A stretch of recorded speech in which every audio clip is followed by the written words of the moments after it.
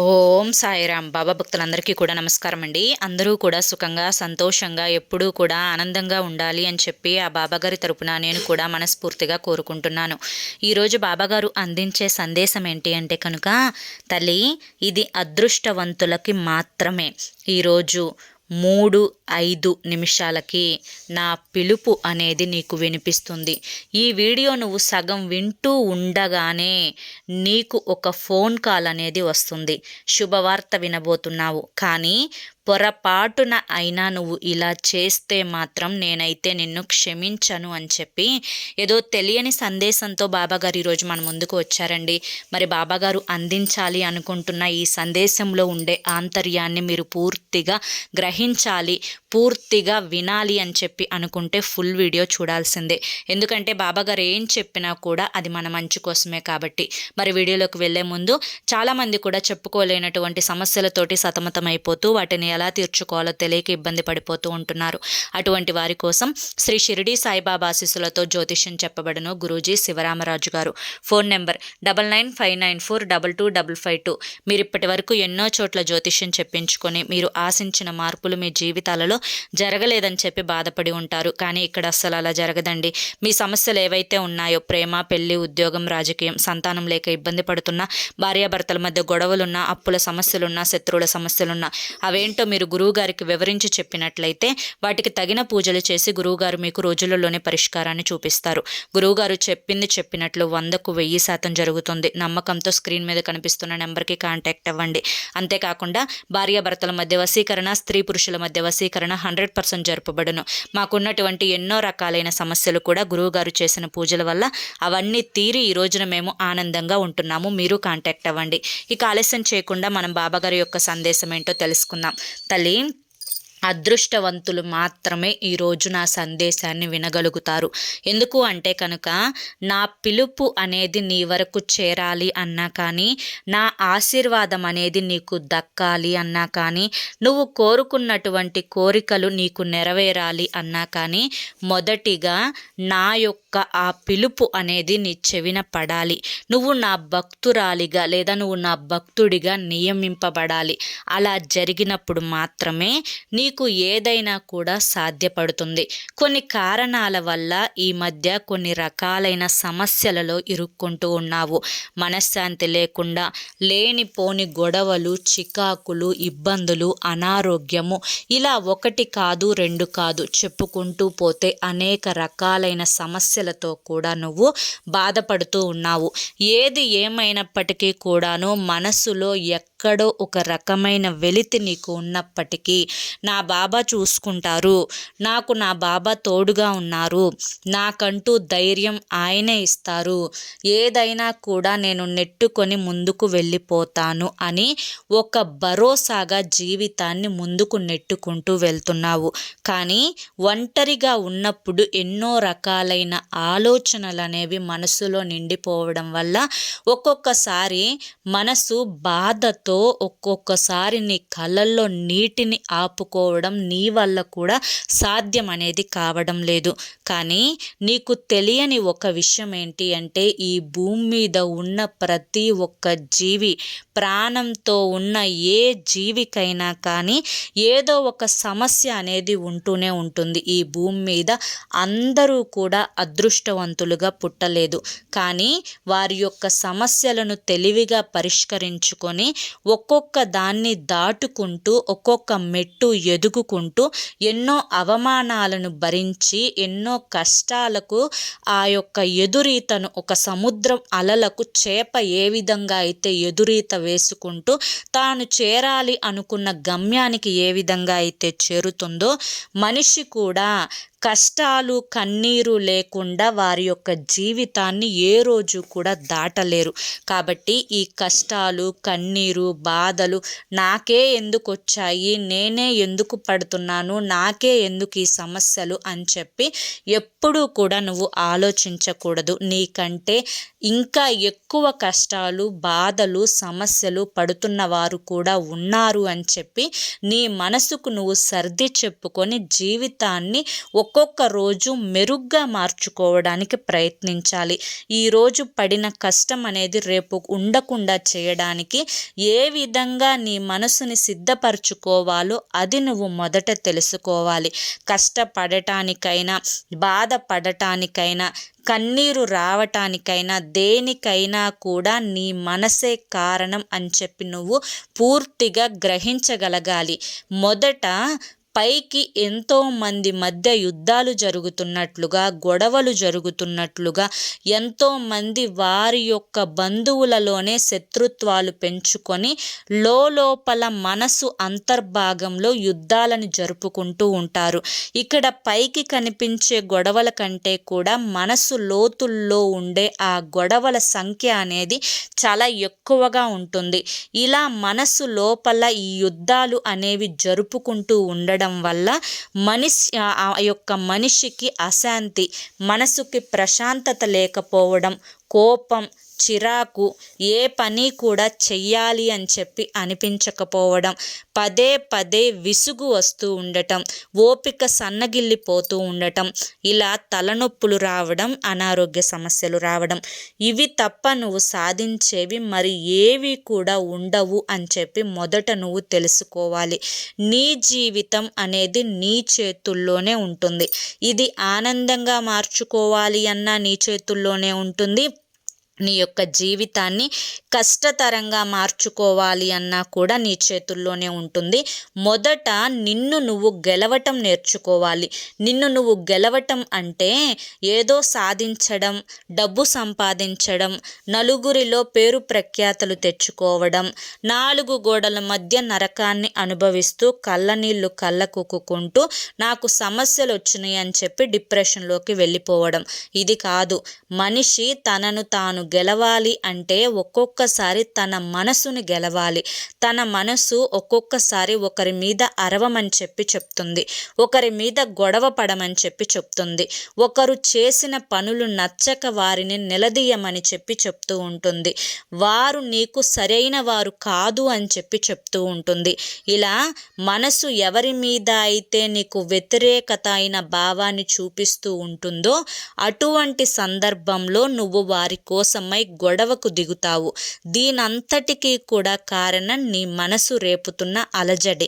ఈ యొక్క అలజడిని తగ్గించుకొని ఆ మనసు చెప్పిన మాట నువ్వు వినకుండా మనసుని నువ్వు కంట్రోల్లో ఉంచుకొని ఆ మనసుని జయించగలిగిన నాడు మాత్రమే నిజంగా నువ్వు జీవితంలో అన్నీ సాధించిన దానివి అవుతావు.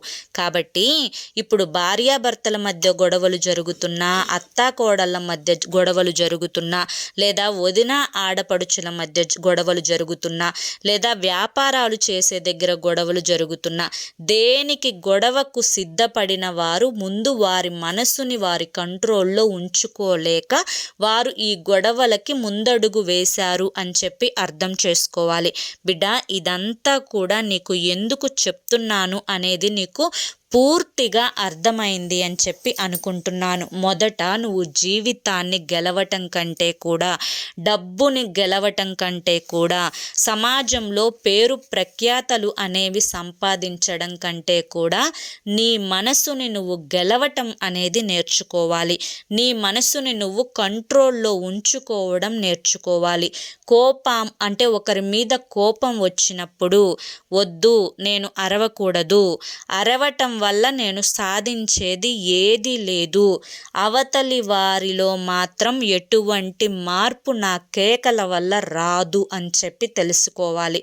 అలాగే ఆవేశం, అలాగే ఒకరి మీద మితిమించిన ప్రేమను పెంచుకోవడం కానీ, లేదా నీ హద్దులను దాటి కొంతమంది ప్రేమికులను గమనించినట్లయితే కనుక ఒకరు చాలా స్ట్రిక్ట్గా ఉంటారు, మరొకరు వారితో మాట్లాడకుండా అస్సలు ఉండలేరు. పదే పదే ఫోన్ చేయాలి అని చెప్పి అనిపించడం, పదే పదే మెసేజ్లు పెట్టాలి అని చెప్పి అనిపించడం, వారిని చూడాలి అని చెప్పి అనిపించడం. కానీ అవతలి వారికి మాత్రం ఈ ఆలోచనలు ఏవి కూడా లేకుండా వారి పనులు వారు చక్కగా స్ట్రిక్ట్గా చేసుకుంటూ వెళ్ళిపోతారు. వీరు పదే పదే ఫోనులు చేస్తూ ఉండటం వల్ల వారికి వీరి మీద ఒక రకమైన చులకన ప్రభావం, తప్పుడు అభిప్రాయం అనేది ఏర్పడుతుంది. దీని కారణంగా అవతలి వారి దృష్టిలో వీరి మీద గౌరవం, విలువ అనేవి తగ్గిపోతాయి. ఎప్పుడైనా కానీ అవతలి వారు పలకరించినప్పుడు మనం మాట్లాడితేనే మనకి గౌరవం, విలువ అనేవి పెరుగుతాయే తప్ప పదే పదే మనం కోప్పడటం, అరవడం, ఎగబడటం, వారి కోసమై వేచి ఉన్నట్లుగా, ఎదురు చూస్తూ ఉన్నట్లుగా, వారి కోసం మనం కరువాసిపోయి ఉన్నట్లుగా కనుక మన ప్రవర్తన కనుక వారు గమనించినట్లయితే వారి దృష్టిలో మనం వెంట్రుక కంటే కూడా చులకన అభిప్రాయం అనేది వచ్చేస్తుంది. తరువాత మనం ఎంత మంచిగా ఉన్నా కానీ, వారి మీద ఎంత ప్రేమను చూపించినా కానీ, వారికి ఎంత గౌరవం ఇచ్చినా కానీ ఆ లెక్కలేని భావన అనేది మన మీద చూపిస్తూనే ఉంటారు. కాబట్టి ఇక్కడ నీ మనసు ఎన్ని రకాలైన పనులను చేస్తుందో చూసావు కదా. కాబట్టే ఇక్కడ భార్యాభర్తల మధ్య గొడవలు అవుతున్నాయి, కుటుంబంలో కలహాలు వస్తున్నాయి, పిల్లలకి తల్లిదండ్రులకు మధ్య కలహాలు వస్తున్నాయి. వీటన్నింటికీ కూడా కారణం మనసు కంట్రోల్లో లేకపోవడం. కాబట్టి ఆ మనస్సుని కంట్రోల్లో ఉంచుకోవాలి. భగవంతుడు నీ కోసం నిన్ను పుట్టించారే తప్ప వేరే వారి కోసం ఏడవమని చెప్పి, లెక్కలేని విలువ ఇవ్వని వారి దగ్గరికి వెళ్ళి ప్రేమను చూపించి కురిపించి వారి కోసం ఏడువు అని చెప్పి, వారితో గొడవలు పెట్టుకో అని చెప్పి, లేదా వారి పాదాల మీద పడి నన్ను ప్రేమించు అని చెప్పి అడుక్కోమని చెప్పి, లేదా వారి యొక్క ఆరోగ్యాన్ని కాపాడటం కోసం నిన్ను గొడవలు పెట్టుకోమని చెప్పి, ఇలా ఏదో ఒక కారణంగా వారు వీరు పిల్లలు, భర్త, స్నేహితులు, ఇలా రకరకాలైన బంధాల పేరుతోటి నిన్ను నువ్వు మోసం చేసుకొని చివరికి అందరి మీద ధ్యాసను పెట్టుకొని నీ మీద నువ్వు ధ్యాసను తగ్గించుకొని చివరకు ఈరోజు నీ యొక్క ఆ శరీర ఆకృతి చూసుకుంటే నీకైనా సిగ్గుగా అనిపించాలి. ఎందుకంటే నువ్వు ఈ యొక్క మానసికమైన ఒత్తిడి వల్ల, స్ట్రెస్ వల్ల టైంకి తినకపోవడం, సరిగ్గా నిద్రపోకపోవడం, అనారోగ్య సమస్యలు రావడం, మనసంతా చికాకుగా ఉండడం, తలనొప్పులు రావడం, మితిమీరిన ఆలోచనలు అనేవి పెట్టుకోవడం, సాధించింది ఏమన్నా ఉందా అంటే అనారోగ్యాలు తప్ప రూపాయి ఆదాయం లేదు, దమ్మిడి ఉపయోగం లేదు. కాబట్టి మనసుని నువ్వు పూర్తిగా కంట్రోల్లో ఉంచుకోవడం ఇకనైనా కానీ నేర్చుకోవాలి. మరి అలా కంట్రోల్లో ఉంచుకోవాలి అంటే ఏం చేయాలి అంటే కనుక తల్లి, నీకు ఒక సరైన మార్గాన్ని చెప్తాను. ఇక్కడ బాబాగారు ఏంటి ఈరోజు మనసు అని చెప్పి నాకు పదే పదే చెప్తూ ఉన్నారు అని చెప్పి, నేను చెప్పే మాటను నువ్వు నిర్లక్ష్యం కనుక చేస్తే నేనైతే నిన్ను మరొక్కసారి క్షమించను తల్లి. ఎందుకు ఇలా నీకు ఆర్డరింగ్గా చెప్తున్నాను అంటే కనుక నువ్వు నా భక్తురాలివి, నా బిడ్డవి. ఎప్పుడైనా కానీ తమ బిడ్డ ఆనందంగా ఉండాలి, సంతోషంగా ఉండాలి అని కదా ఏ తండ్రైనా కానీ కోరుకునేది.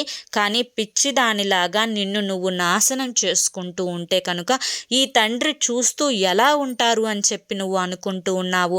కాబట్టే నిన్ను క్షమించను అనే మాట వాడవలసి వచ్చింది. సరిగ్గా నువ్వు ప్రతిరోజు కూడా 3 నుంచి 5 గంటల లోపు నేను నిన్ను పిలిచినట్లుగా నిద్రలేపుతాను. ఆ విధంగా నువ్వు కనీసం 4:30కైనా 5 గంటలకైనా నువ్వు నిద్రలేగవాలి.